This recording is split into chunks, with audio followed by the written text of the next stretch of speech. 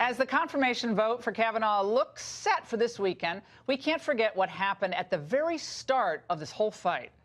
Most importantly, how did reporters get their hands on Christine Ford's account in the first place? Now, the Washington Post says that Ford made the initial contact through the anonymous tip line. And only after she had built a rapport with the Post reporter Emma Brown did Ford decide to come forward and give her on-the-record account.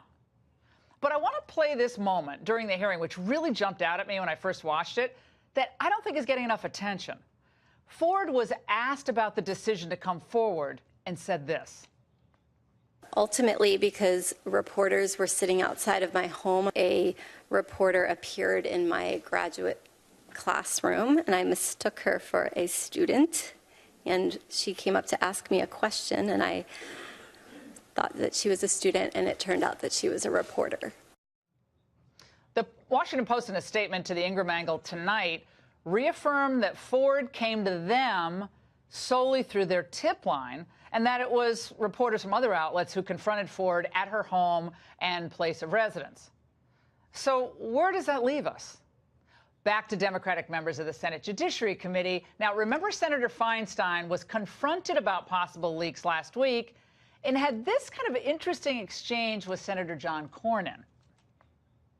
Can you tell us that your staff did not leak it? Oh, I don't believe my staff would leak it. I have not asked that question directly, but I do not believe you know they that? would. Have you asked your staff or other staff members in the Judiciary Committee? Pardon me?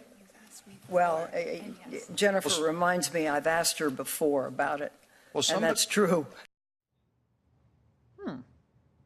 Well, the Jennifer she referenced there is a woman named Jennifer Duck, her longtime chief of staff, who now works on the Judiciary Committee for the Democrats and seems to be the authority on the question of leaks. We take the Post at their word that their involvement in this story came solely through the tip line. But what we're less clear on tonight is how the other reporters found themselves in possession of Ford's identity. It's just strange. We reached out to Feinstein's office for clarity, and as of 5 minutes ago, they had not gotten back to us. Here to react, Howie Kurtz, host of Media Buzz right here on Fox News, and American Conservative Union head Matt Schlapp. All right, Howie, let's start with you. Assuming the Post is being honest here, how do we think all these other reporters found out about Ford and her account? Extremely strong circumstantial evidence that it came from Feinstein's staff, because staff members don't tell the boss, hey, I'm about to leak this. And look where the leaks went. First, it was the left-wing site, The Intercept, that found out about the anonymous letter. Then the New York Times said, oh, it's about a woman and some sort of sexual thing.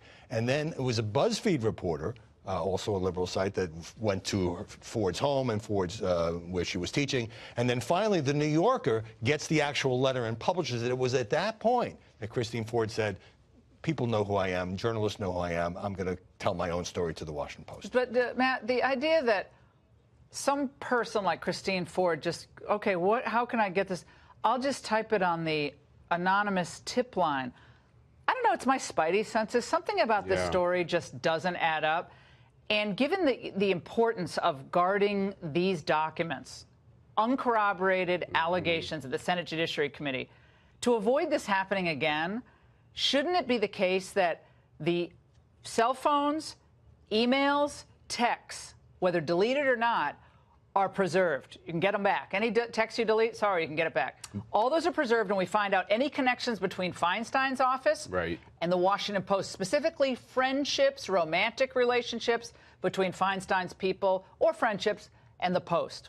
Yeah, so out of Thomas and Anita Hill, there was a certain, some learnings. And one of them is, when you go back and do this FBI report, only senators can look at it. I think we're going to need some learnings out of this, Laura. Here's what we know.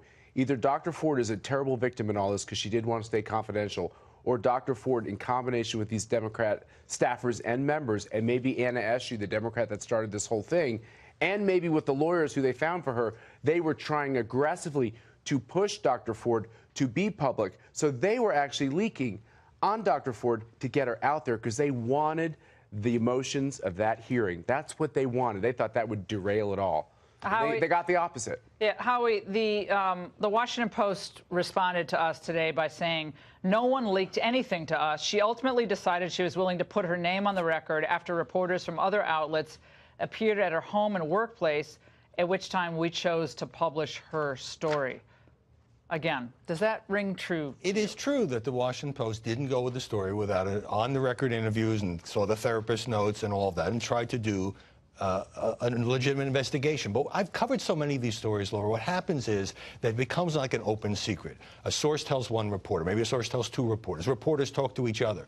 Nobody quite wants to go with it because it's an explosive allegation. They don't have the complainant on the record, but eventually gets out there and somebody goes and tries to ambush the person or hang out or stalk them, and that's how it eventually hits print. And I believe that Christine Ford was sort of pressured into going public, which she clearly did not want to do. Okay, there's another exchange we have to focus on. This was also regarding the, was it the triangle? What is it called? The Devil's Triangle. Devil's Triangle, thank you. This was Chris Cuomo and Don Lemon last night. Let's watch. How does he sign it? He signs it FFFFF. Boy, he sure loves making fun of that stuttering guy. That's not stuttering. That's what he says it was. That is not stuttering. Again, do a Google search. That FFFF is not stuttering, okay? And Devil's Triangle is not a drinking game, all right? He knows that. Everybody else does, except for maybe some senators who want to believe him. Other tweets. This is really fascinating TV. Other tweets. If Judge Kavanaugh is shown to have lied to the committee about Devil's Jeff Flake, it's over. Jeff Flake, oh, yes. Oh, it turns out, of course, it was a drinking game. And other friends of Kavanaugh, I guess, in sworn statements to the FBI, it looks like in this report, like, yeah, this was a drinking game, guys. Apparently, you're a bunch of geeks and never played it. You got to give Don Lemon a lot of credit. He seems to know a lot about this.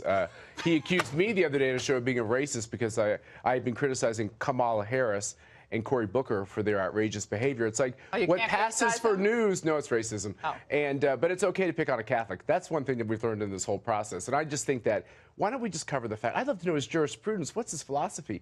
Drinking games, Devil's Triangle. Didn't he say that Malaysian jet went down in a black hole some months ago? That could be racist too. Yeah, no, he said it was like could it have been a black hole or something? But I'm much more careful with my Fs. Yeah, exactly. There's a lot of Fs. I'm not going anywhere near that, guys. Fantastic segment. We're going to stay on the leak issue, by the way.